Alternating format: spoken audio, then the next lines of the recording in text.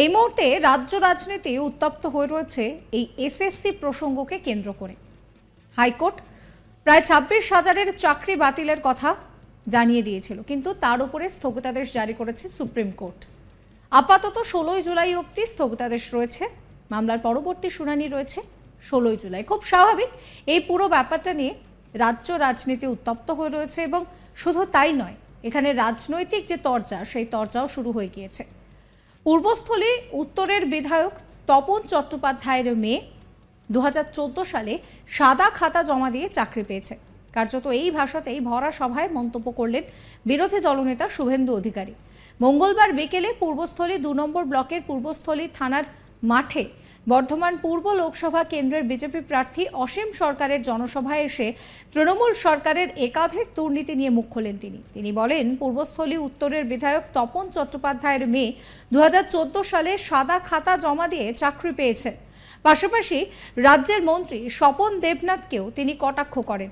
পাশাপাশি তিনি বলেন যে 35টা আসন লোকসভা ভোটে আমাদের দিলে নন্দীগ্রামে তিনি যাকে হারিয়েছেন তাকে প্রাক্তন মুখ্যমন্ত্রী করবেন। রীতিমতন হুঙ্কার দিতে শোনা যায় শুভেন্দু অধিকারীকে। যদিও বিধায়ক তপন চট্টোপাধ্যায়ের মেয়ের সাদা খাতা জমা দেওয়ার প্রসঙ্গে তিনি কিন্তু রীতিমতন শুভেন্দু অধিকারীকে বলেছেন যে তিনি যেন এসে খাতাটা দেখে যান। আপনাদের শোনাবো কি বলছেন শুভেন্দু অধিকারী। চাকরি চুরি ইতিহাস স্বপন দেবনাথের ঘরে দুটো আছে, জাল চাকরি। আর এই তপন চ্যাটার্জি বিরাট মাতব্বর। কোথায় তপন বাবু আছেন নাকি? বিধানসভায় একদিন আমার দিকে এগাচ্ছিল, আমি বলছিলাম আচ্ছা আসুন, আমি দাঁড়িয়ে আছি, আমার শিক্ষা দীক্ষা আছে, আমার বাড়ির লোক ব্রিটিশের জেলে ছিল, বিপিন অধিকারী 8 বছর। আপনাদের মতো হালি নেতা আমরা নই।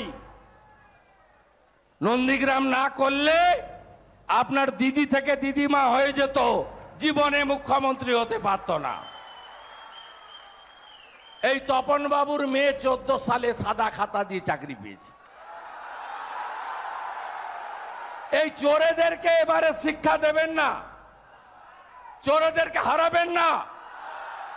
এই ভোটে যদি চোরেরা জিতে যায় তাহলে কে জিতবে? পার্থ জিতবে, 150 কেজির মোটা পার্থ। এই ভোটে যদি চোরেরা জিতে যায় তাহলে অপা জিতবে, যার বাড়ি থেকে 51 কোটি টাকা উদ্ধার হয়েছে। এই ভোটে যদি চোরেরা জিতে যায় তাহলে চাকরি চোর, কয়লা চোর, নদীটা কিছু আছে, কালনার নদী। এদিকে এই নিয়ে পাল্টা শুভেন্দু অধিকারীকে তোপ দেখেছেন তপন চ্যাটার্জি। তিনি বলেন, সাদা খাতা দিয়ে চাকরি পেয়েছে কিনা আমার মেয়ের রেজাল্টগুলো দেখুক, আমার ফ্ল্যাটে কোথায় কি আছে দেখুক খুঁজে। যদি খুঁজে বের করতে না পারে ওকে কিভাবে বের করতে হয় আমিও জানি। মমতা ব্যানার্জিকে বাজে ভাষা বললে তাকে চোখ রাঙাবো না তো কি করব? আপনাদের শোনাবো বিধায়ক তপন চ্যাটার্জি কি বলছেন। সাদা খাতা দিয়ে চাকরি পেয়েছে না ইয়ে পেয়েছে, আমার মেয়ের সার্টিফিকেটগুলো দেখুন, মাধ্যমিক, উচ্চ মাধ্যমিক, মাস্টার ডিগ্রি, তোমার গ্র্যাজুয়েশন ডিস্টিংশন, মাধ্যমিকে হাই ফার্স্ট ডিভিশন, উচ্চ মাধ্যমিকে হাই ফার্স্ট ডিভিশন, মাস্টার ডিগ্রিতে ভালো নাম্বার, ডবল এর মধ্যে ভালো নাম্বার, বিএড ডিএড সব করা। দেখে নি কত ইডিসিবি সব আছে। আবার আমার ফ্ল্যাট কোথায় আছে বলেছে, তা সেটাও খুঁজে নিই ইডিসিবি। তো ফ্ল্যাট যদি না বের করতে পারে তাহলে ওকে আমি বের করবো, কিভাবে বের করতে হয় সেটাও আমি জানি। কারণ যে মাকে বিবি বলে, যে মাকে বেগম বলে, মমতা ব্যানার্জিকে মা বলতো, ওকে আমি 2014 থেকে চিনি। আমার চেয়ে বেশি কেউ চেনে। সুব্রত মুখার্জি মারা গেছে, ওকে আমি সব বলেছিলাম, দাদা ও আমার দলে নেই, ওকে তারা তারপরেও টিকিট দিয়েছিল অনুষ্ঠানে। আপনি নাকি ওকে চোখ রাঙিয়েছেন হচ্ছে কি বিধানসভাতে গিয়ে এরকম বলছেন? মমতা ব্যানার্জিকে যদি বিবি বলে, বেগম বলে, তাকে যদি কটূক্তি করে, নানা রকমের বাজে ভাষা বলে, আমরা যাকে মা বলি তাকে যদি বাজে ভাষা বলে, তাকে চোখ রাখাবো না কি করবো? প্রসঙ্গত, রাজ্যের মুখ্যমন্ত্রী তথা তৃণমূল নেত্রী মমতা বন্দ্যোপাধ্যায় ও তৃণমূলের সাধারণ সম্পাদক তথা ডায়মন্ড হারবারের বিদায়ী সাংসদ অভিষেক বন্দ্যোপাধ্যায়কে পিসি ভাইপো বলে সোমবার সভা থেকে উল্লেখ করেছিলেন রাজ্যের বিরোধী দলনেতা শুভেন্দু অধিকারী। রবিবার 5ই মে বোলপুরের লাভপুরে দলীয় প্রার্থী অসিত মালের সমর্থনের সভায় ভাষণ রাখতে গিয়ে মমতা বন্দ্যোপাধ্যায় বলেছিলেন যে নরেন্দ্র মোদীর দলের ক্ষমতা হিম্মত থাকলে পিসি ভাইপো বলবে না, আমার নাম নিয়ে আর অভিষেকের নাম নিয়ে বিজ্ঞাপন করো, আমিও দেখতে চাই কত বড় বুকের পাটা।